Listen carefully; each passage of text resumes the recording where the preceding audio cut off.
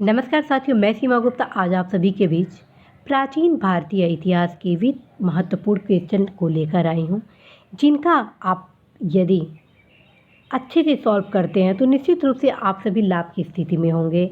आज आप सभी के बीच प्राचीन भारतीय इतिहास में 10 क्वेश्चन लाया गया है और जो युवा 9 क्वेश्चन 10 क्वेश्चन सही कर लेते हैं तो वो मान के चले कि उनका प्राचीन भारतीय इतिहास में जो तैयारी है वो काफ़ी बेस्ट है।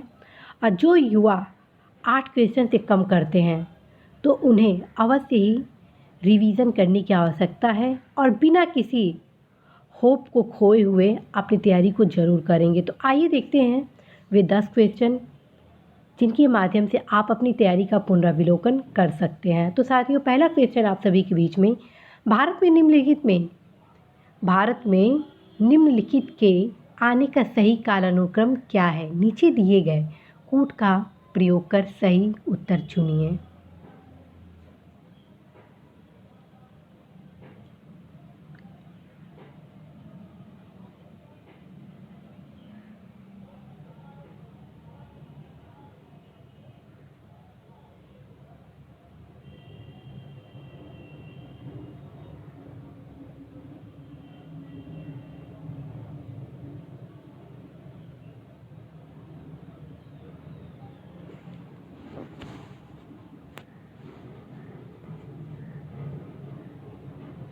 तो साथियों, इसका सही आंसर होगा ऑप्शन डी। जी हाँ साथियों, इसका सही आंसर होगा ऑप्शन डी। कैसे?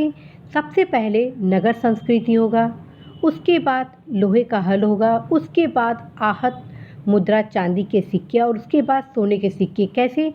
प्राचीन भारत की सभ्यता हड़प्पा सभ्यता और हड़प्पा सभ्यता में नगर संस्कृति पाई गई, इसलिए सबसे इसमें प्राचीन क्या रहा? नगर संस्कृति। उसके बाद ऋग्वैदिक काल में लोहे का हल देखा गया, ठीक। और उसके बाद 6वीं शताब्दी ईसा पूर्व में आहत मुद्रा चांदी के सिक्के और उसके बाद जब आप देखते हैं कि कैसे हिंद यमन शासकों ने सिक्कों का प्रचलन आरंभ किए और उसी के क्रम में सोने के सिक्के का आरंभ हुआ। तो इस प्रकार से साथियों, आपका सही उत्तर होगा ऑप्शन डी। नेक्स्ट क्वेश्चन है, आध्यात्म ज्ञान के विषय में नचिकेता और यम का संवाद किस उपनिषद में प्राप्त होता है? आध्यात्म ज्ञान के विषय में नचिकेता और यम का संवाद किस उपनिषद में प्राप्त होता है?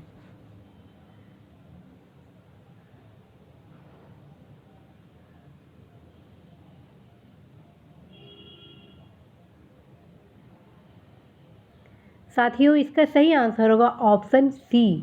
कठोपनिषद में यम नचिकेता का संवाद प्राप्त होता है। और साथियों, यह क्वेश्चन परीक्षा में कई बार पूछा जा चुका है और आगामी परीक्षा के दृष्टिगत भी अत्यंत ही महत्वपूर्ण है, तो आप अवश्य ही कठोपनिषद को ध्यान में रखेंगे। नेक्स्ट क्वेश्चन है, निम्नलिखित में से कौन एक अशोक का अभिलेख इस परंपरा की पुष्टि करता है कि गौतम बुद्ध का जन्म लुम्बिनी में हुआ था? नेक्स्ट क्वेश्चन है, निम्नलिखित में कौन सा एक अशोक का अभिलेख इस परंपरा की पुष्टि करता है कि गौतम बुद्ध का जन्म लुम्बिनी में हुआ था?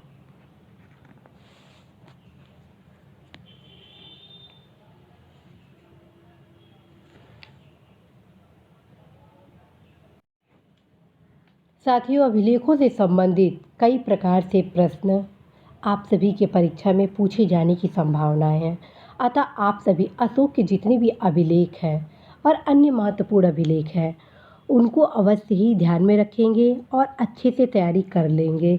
प्रायः परीक्षाओं में हर 1-2 साल की गैप पर अभिलेखों से संबंधित एक प्रश्न पूछा जाता है और इसका सही उत्तर होगा साथियों ऑप्शन डी, रुम्मनदेई स्तंभ अभिलेख। ऑप्शन डी, रुम्मनदेई स्तंभ अभिलेख। मौर्य वंशीय शासक अशोक के रुम्मनदेई अभिलेख से सूचना मिलती है कि शाक्य मुनि बुद्ध का जन्म लुम्बिनी में हुआ था। और इस अभिलेख के अनुसार साथियों, अशोक राज्याभिषेक के 20वें वर्ष बाद यहाँ आए थे और उसने उस स्थान की पूजा भी की थी, साथ में कुछ कर राहत भी प्रदान किए थे। इस वजह से साथियों, यह क्वेश्चन बहुत ही महत्वपूर्ण है और कई बार परीक्षाओं में पूछा भी गया है। नेक्स्ट क्वेश्चन है आप सभी के बीच। भारत के धार्मिक इतिहास के संदर्भ में निम्नलिखित कथनों पर विचार कीजिए। भारत के धार्मिक इतिहास के संदर्भ में निम्नलिखित कथनों पर विचार कीजिए और उपरोक्त कथन में से कौन सा कथन सही है। अब इसके लिए आपको 15 सेकेंड का समय दिया जा रहा है।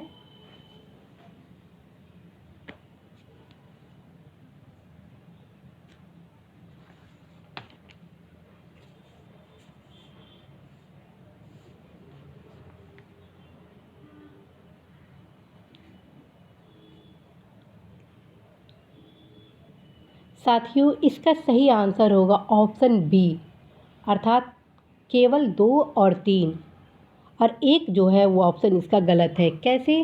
बोधिसत्व बौद्ध मत के हीनयान संप्रदाय की केंद्रीय संकल्पना नहीं है, ठीक है। जबकि बोधिसत्व अपने प्रबोध के मार्ग पर बढ़ता हुआ एक हुआ करुणामय है। बोधिसत्व समस्त सचेतन प्राणियों को उनके प्रबोध के मार्ग पर चलने में सहायता करने के लिए स्वयं की निर्वाण प्राप्ति विलंबित करता है, ठीक है। इस प्रकार से साथियों इसका सही आंसर हो गया ऑप्शन बी। नेक्स्ट क्वेश्चन है, सूची 1 तथा सूची 2 को सुमेलित कीजिए तथा सूचियों के नीचे दिए गए कूट की सहायता से सही उत्तर चुनें। साथियों, ये क्वेश्चन बहुत ही महत्वपूर्ण है और प्राचीन भारत के इतिहास में जितने भी राजा हैं और उनके राज्य हैं, आप अवश्य ही ध्यान में रखेंगे। और प्लस जो 16 गणतंत्र हैं उनकी क्या राजधानियां हैं उसको भी ज़रूर तैयार कर लीजिएगा। आगामी परीक्षा के लिए अत्यंत ही महत्वपूर्ण है, तो आप अवश्य ही इसका उत्तर दीजिए और 15 सेकेंड आपको इसके लिए समय दिया जाता है।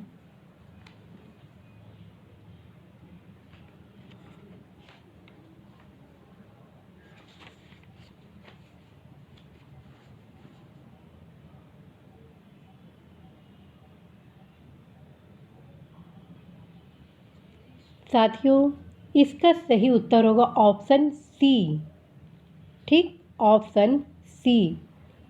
प्रबोध राधा अवंती से संबंधित है, उदयन वत्स से संबंधित है, प्रसेनजीत कौशल से संबंधित है, अजात शत्रु मगध से संबंधित है। साथियों, इस टॉपिक से प्रायः क्वेश्चन पूछा जाता है। क्वेश्चन पूछा जाता है कि उज्जैन का प्राचीनतम नाम क्या था, तो अवंतिका हो जाएगा।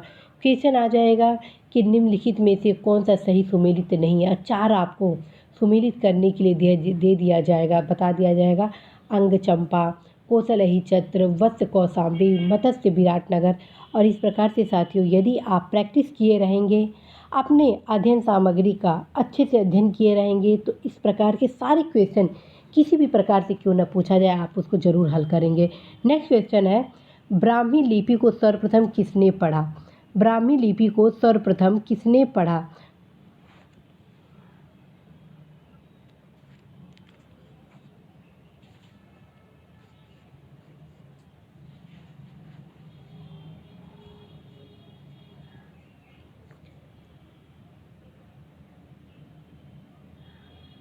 इसका सही आंसर हो जाएगा साथियों जेम्स प्रिंसेप। ब्राह्मी लिपि को सर्वप्रथम किसने पढ़ा? जेम्स प्रिंसेप ने। और इसी क्वेश्चन से मिलता जुलता क्वेश्चन है कि अशोक के शिलालेखों को सर्वप्रथम किसने पढ़ा? तब भी आंसर आपका हो जाएगा जेम्स प्रिंसेप। क्यों? क्योंकि अशोक के जो शिलालेख थे वो ब्राह्मी में थे कई, ठीक। तो जिसको सबसे पहले कौन पढ़ा? James Prinsep. तो अगर प्रश्न आता है कि अशोक के शिलालेख को सर्वप्रथम किसने पढ़ा, तो उत्तर हो जाएगा साथियों जेम्स प्रिंसेप। या क्वेश्चन ये आ जाए कि अशोक के शिलालेख को पढ़ने वाला प्रथम अंग्रेज कौन था, तो फिर इसका उत्तर हो जाएगा फिर से जेम्स प्रिंसेप। साथियों, हर क्वेश्चन को यदि आप बारीकी से अध्ययन करेंगे तो आप देखेंगे एक ही क्वेश्चन को कई प्रकार से पूछा गया है। नेक्स्ट क्वेश्चन है, सूची 1 का सूची 2 से मिलान कीजिए तथा नीचे दिए गए कूट का प्रयोग कर सही उत्तर चुनिए।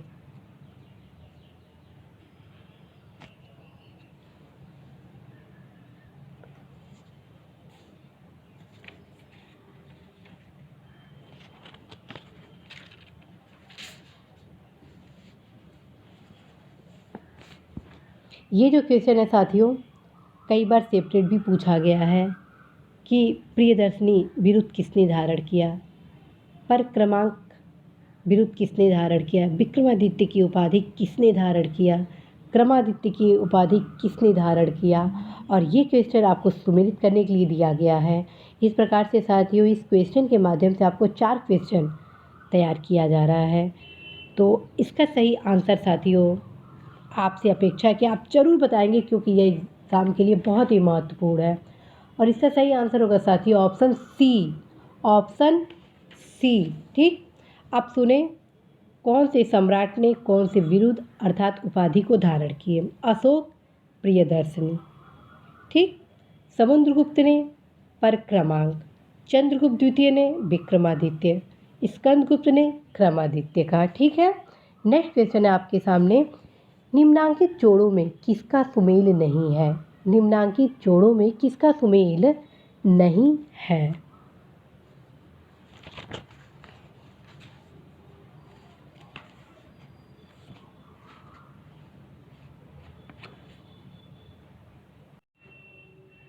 फिर से सुने, नेक्स्ट क्वेश्चन है आपका, निम्नांकित जोड़ों में किसका सुमेल है।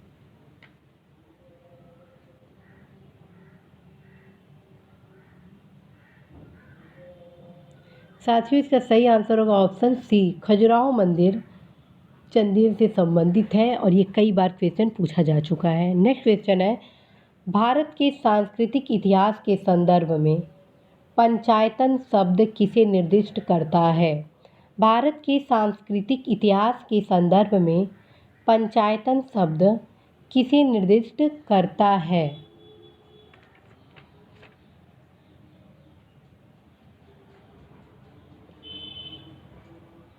साथियों इसका सही आंसर होगा ऑप्शन सी, मंदिर रचना शैली। जी हाँ साथियों, इसका सही आंसर है ऑप्शन सी, मंदिर रचना शैली।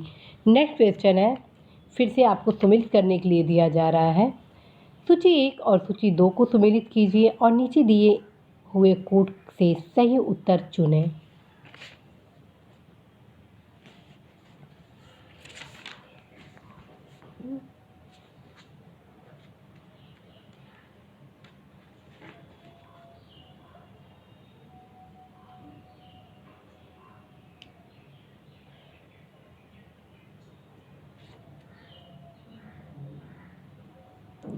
इसका सही आंसर होगा साथियों ऑप्शन ए। जी हाँ साथियों, इसका सही ऑप्शन होगा ऑप्शन ए, चालुक्य बादामी से संबंधित है, पल्लव कांचीपुरम से, हर्ष कन्नौज से, पांड्य मदुरई से। और ये दक्षिण भारत के जो 3 शासक आप देख रहे हैं वो काफ़ी महत्वपूर्ण है। और साथियों मुझे पूरा भरोसा है आप सभी की तैयारियाँ बहुत ही अच्छी होंगी और उम्मीद भी करती हूँ कि आप सभी कमेंट बॉक्स के माध्यम से जितने भी उत्तर सही किए हैं ज़रूर बताएंगे और ईमानदारी पूर्वक आप अपने उत्तर को बताइएगा, क्योंकि आप सभी के उत्तर को देखने के क्रम में ही मैं आप सभी की तैयारियों को और भी आगे बढ़ा रही हूँ। जब तक आप सभी की मैं सशक्त पॉइंट और वीक पॉइंट नहीं जानूंगी तब तक कहीं ना कहीं साथियों मेरी जो स्ट्रेटजी होगी आप सभी की तैयारी में वो भी कम हो जाएगी। तो आप अवश्य ईमानदारी के साथ अपनी तैयारी को बताइएगा, ताकि मैं सबल और दुर्बल दोनों पक्षों को देखते हुए आप सभी की तैयारी को और आगे बढ़ाऊँ। और साथियों इसी के क्रम में आप सभी को अवगत कराना है कि चूँकि हिस्ट्री से अधिकांश क्वेश्चन पूछा जाता है, लगभग 15 से 18 क्वेश्चन पूछे जाते हैं, अतः आप सभी के बीच मैं एक नए सिरे से हर एक टॉपिक को तैयारी करवाने के क्रम में टेस्ट सीरीज लेने वाली हूँ। आप सभी को बता दिया जाएगा कि आप हर एक टॉपिक को आज याद करें, तैयार करें और उसके क्रम में हर इवनिंग को 5 या 10 क्वेश्चन जैसे भी समय मुझे मिले उस हिसाब से आप सभी की तैयारी को आगे बढ़ाया जाएगा। इसी आशा, संदेश, विश्वास के साथ साथियों मैं सीमा गुप्ता आज आप सभी को पुनः शुभकामनाएं देती हूँ कि आप सभी निश्चित रूप से अपने लक्ष्य में सफल हो, जो भी कठिनाइयाँ हो वो शीघ्र दूर हो और आप अपनी तैयारियों को बहुत ही तेज़ गति से आगे बढ़ाइए। नमस्कार।